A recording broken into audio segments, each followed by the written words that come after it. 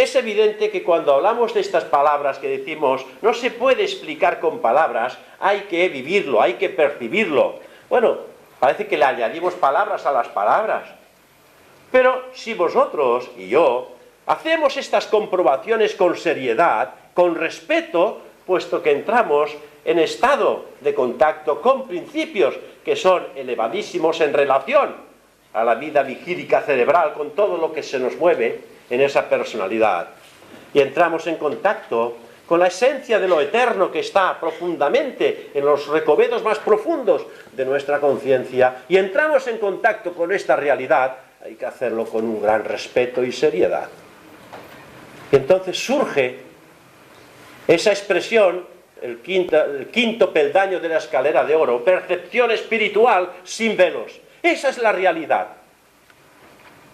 de ese mundo búdico que se desvela en aquella conciencia que tiene el valor de atravesar esa frontera de lo material a lo espiritual. Se necesita un gran valor, porque el renunciar es algo tremendo, porque parece que renunciar a los objetos y al mundo de todo aquello que tiene hipnotizada nuestra mente y nuestros sentidos, es como decir, ¿para qué vivo? ¿De qué sirve vivir? Vale, más morirse, dicen las personas en algunas ocasiones cuando yo he hablado de ellas, que no tienen conocimiento de lo que es la teosofía. Dicen, si no puedo hacer esto, esto y esto y esto, vale más morirse, ¿para qué estamos en este mundo? Si dejamos de hacer esto, esto y esto y esto, encontramos un tesoro inagotable en la vida espiritual del hombre.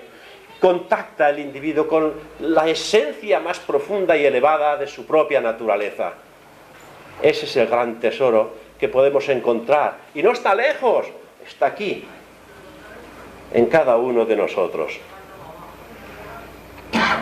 Después de todo, el sentido de yo soy siempre está en uno mismo, pero además le hemos añadido todo tipo de cosas. El cuerpo, sentimientos, pensamientos, ideas, posesiones, etcétera, etcétera. Todas estas autodefiniciones son errores, pues a causa de ellas creemos ser lo que no somos. Démonos cuenta si tienen poder las cosas, las emociones y los pensamientos. Esta es la razón por la que la teosofía se esfuerza mediante su enseñanza que los estudiantes con clara visión se den cuenta de lo que no somos, en primer lugar. De ahí surge el aforismo teosófico que reza así y que todos conocéis. Yo no soy hombre ni mujer, ni el ser humano, ni la personalidad, ni los deseos, ni la mente, ni los pensamientos, ni los sentidos. Yo soy el ser divino. Ese ser divino soy yo. Si yo soy el ser divino, no soy todo lo demás. No soy ni los pensamientos, ni los deseos, ni los sentidos.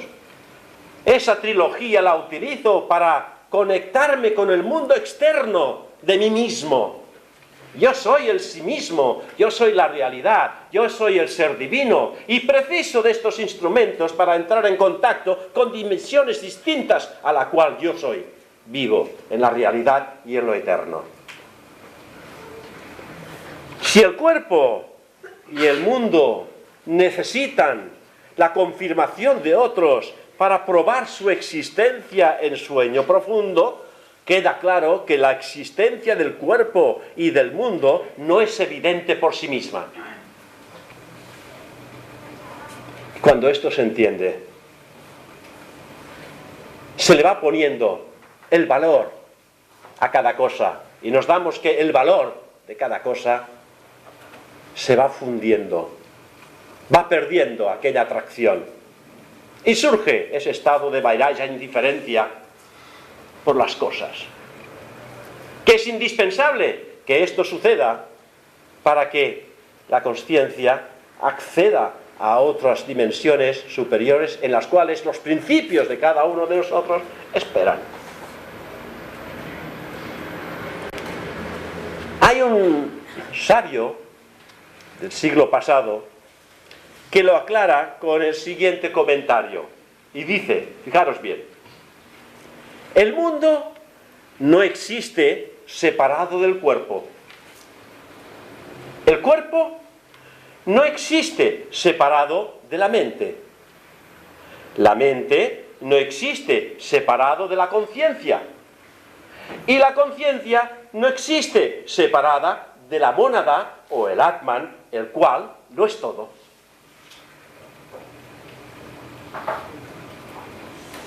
Todo está engarzado. Una cosa no existe sin la otra.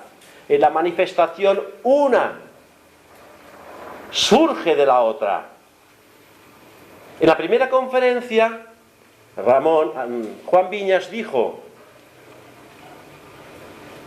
todo emana de algo superior, y así sucesivamente hasta alcanzar el mundo de la manifestación. Todo ha ido emanando de esa realidad que existe en nuestra propia naturaleza, más allá de lo personal. Diríamos, evidentemente, en cuanto al individuo, desde la propia mónada. Es un error pensar en la mónada como algo muy lejano.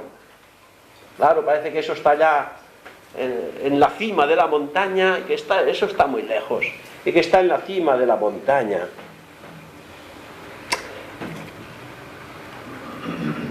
En realidad está muy próxima a nosotros. Es nuestro propio yo, en mayúsculas, la raíz misma de nuestro ser o yo superior. Cuando hablo del ser me refiero al rayo de la mónada en Manas y Buddhi, conciencia crística que, siendo parte de la tríada superior, emana esta de la misma mónada, la cual tiene sus raíces en el plano más elevado llamado divino o Adi.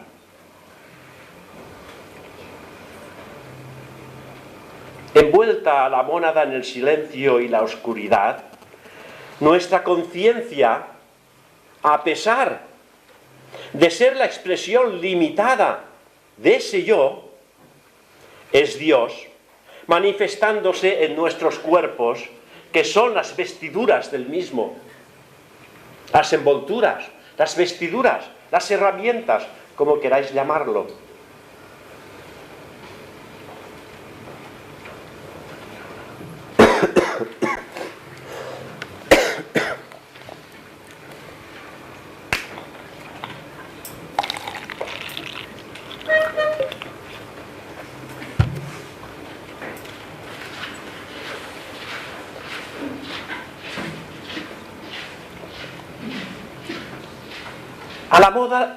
A la mónada se la describe de varias formas. El hombre eterno, un fragmento de la vida de Dios hecho a imagen de Él, una chispa en el fuego divino, el verdadero yo y otras denominaciones. Veamos ahora los diferentes estados por los que la conciencia va realizándose hasta ser una con la mónada. Para ello voy a abrir un paréntesis algo amplio para que podamos observar coherentemente los puntos esenciales referentes a la constitución del hombre como mónada, ego y personalidad. Todo ello, eso sí, telegráficamente. El fragmento de vida divina de la mónada se manifiesta en el plano de Atma como el triple espíritu, y su expresión de Atma, Buddhi, Manas es la del yo superior o individualidad, La individualidad dirigida al exterior la llamamos el ego personal. Y dirigida hacia el interior, el yo superior o bien el ser. El yo superior proyecta una pequeñísima parte de sí mismo en la personalidad con el fin de experimentar las vibraciones de los planos inferiores. Dicha personalidad, a su vez, es triple en su manifestación y a su vez es un reflejo invertido de los verdaderos intereses del yo superior o el ser. Es importante percibir la existencia de ese nexo entre el ego personal y el yo superior, y hacer cuanto se pueda por conocer la actividad de ambos, tanto en el manas inferior como en el manas superior, teniendo en cuenta que manas inferior es uno con manas superior, del mismo modo que el rayo es uno con el sol.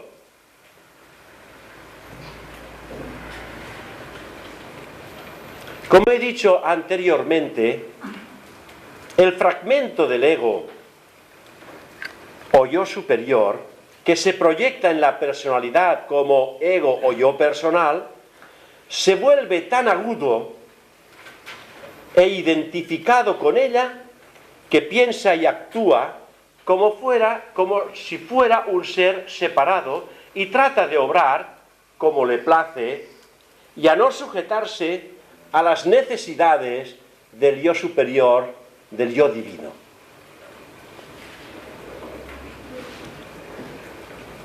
Pues bien, durante cientos de giros sujetos a la rueda del samsara, la personalidad se armoniza acercándose al nexo de unión de donde surge el ego inferior, reflejo invertido del yo superior.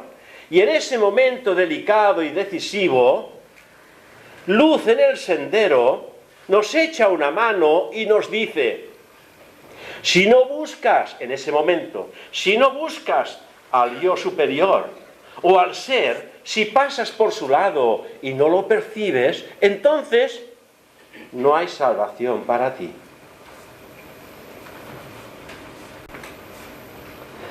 Como un grito angustiosamente ahogado y al mismo tiempo como un susurro, surge del corazón la pregunta: ¿quién soy yo? Este es un importante y necesario paso que urge realizar si en verdad deseamos hollar el sendero que nos conducirá a la segunda etapa de la evolución.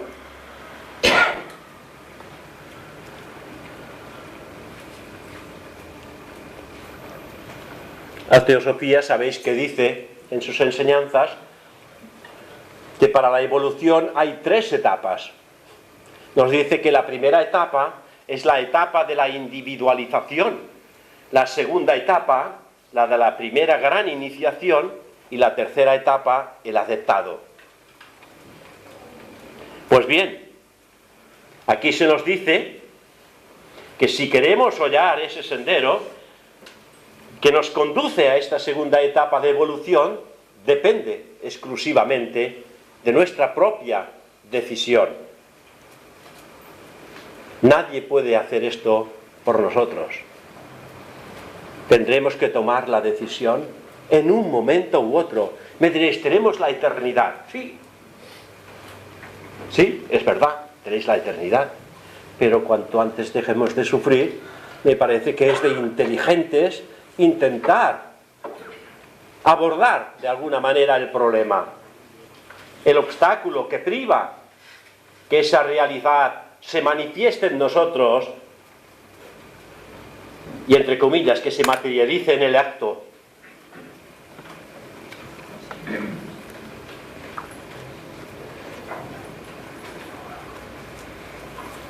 En cuanto esto sucede, nuestra consciencia alcanza el nexo de unión de donde emana ese ego personal.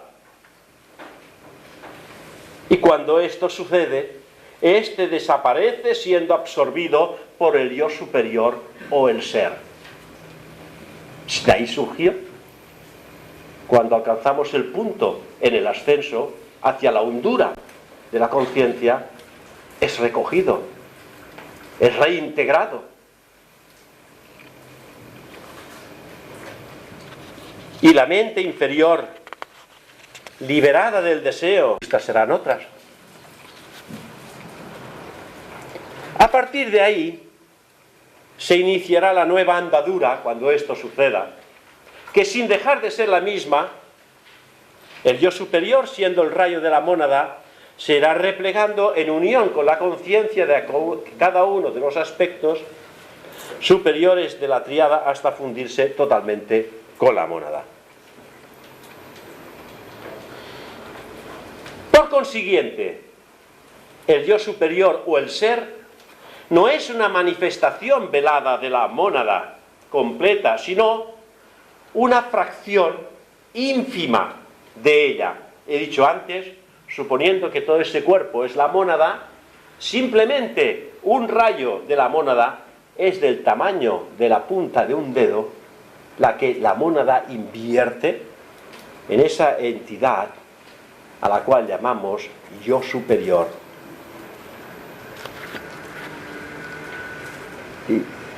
Y que surge ese rayo de la mónada directamente en el momento en que se establecen esos tres principios de Atma, Buddhi, Manas.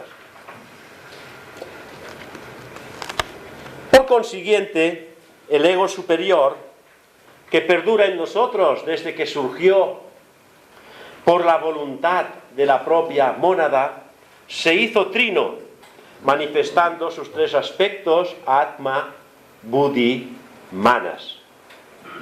Siendo a la vez uno con la mónada, aparece al mismo tiempo el rayo de la mónada como el ego superior Atma, el ego superior Buddhi y el ego superior Manas. Y aquí encauzo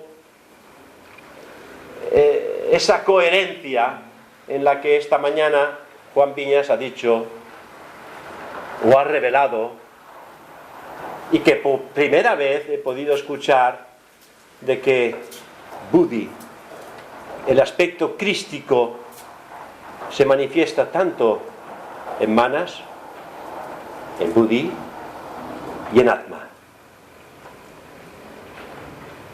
Los tres egos escalonados se manifiestan como un todo en el cuerpo causal y desde este como reflejo invertido en una personalidad.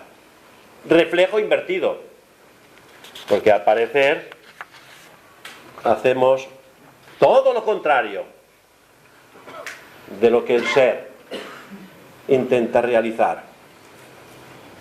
Y algún día cambiaremos la modalidad de trabajo. Recuerdo haber leído en alguna ocasión que en la naturaleza, en el suelo, podemos encontrar un trozo de espejo con una forma determinada, triangular. Por ejemplo, ese espejo está en una posición determinada, cuya dirección hacia el exterior pues va en una pared oscura. Al recibir el rayo del sol, se refleja en ese espejo triangular y el reflejo del sol se refleja en una pared oscura. Y en esa pared oscura, ese cristal triangular da exactamente la misma forma en esa pared oscura. Pero no es más que el reflejo de una realidad. ¿Es la realidad la luz que estamos observando en la pared o es un reflejo? Pero ese reflejo surge al revés. En cuanto nosotros nos miramos a un espejo, pues nuestro hombro izquierdo lo vemos contrario en el espejo. Es decir, que ese reflejo invertido es lo que estamos nosotros canalizando como realidad en el mundo de las formas.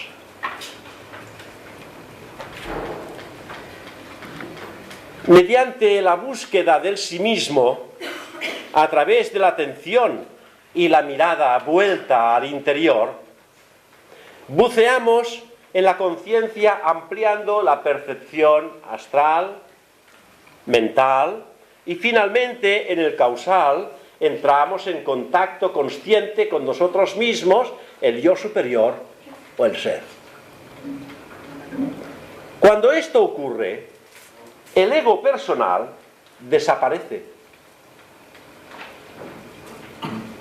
Pues en el ascenso se han ido eliminando las ataduras que nos mantienen esclavos de los objetos y formas físicas, emocionales y mentales. Llegados a este punto, el ego personal o inferior es absorbido por el yo superior en el causal y entramos en conocimiento de nosotros mismos. Este proceso se acelera enormemente cuando el estudiante, uniendo mente y corazón y con aspiración única, se pregunta: ¿quién soy yo? Es indispensable esa aspiración única. No hay nada que perturbe esa aspiración única.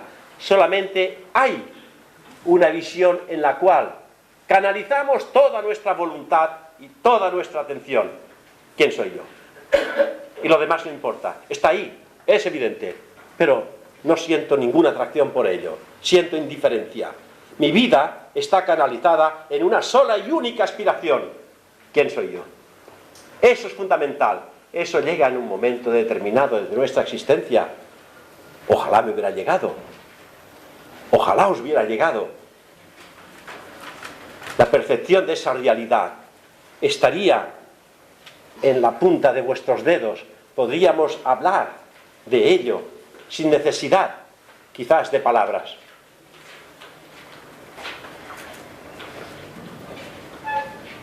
Estoy en la recta final de mi exposición y solo me queda por expresar que nuestro propio estado de conciencia es indispensable esforzarnos un poco más e ir acercándonos cada vez más al vínculo de unión entre el ego inferior y el superior, con el fin de que la personalidad y el yo divino, el yo superior o el ser, vaya aproximándose cada vez más a la mónada. Solo así obtendrá un canal fuerte y ancho entre mónada y el ser, ejerciendo un pleno control sobre la personalidad. Finalmente, la tercera etapa llegará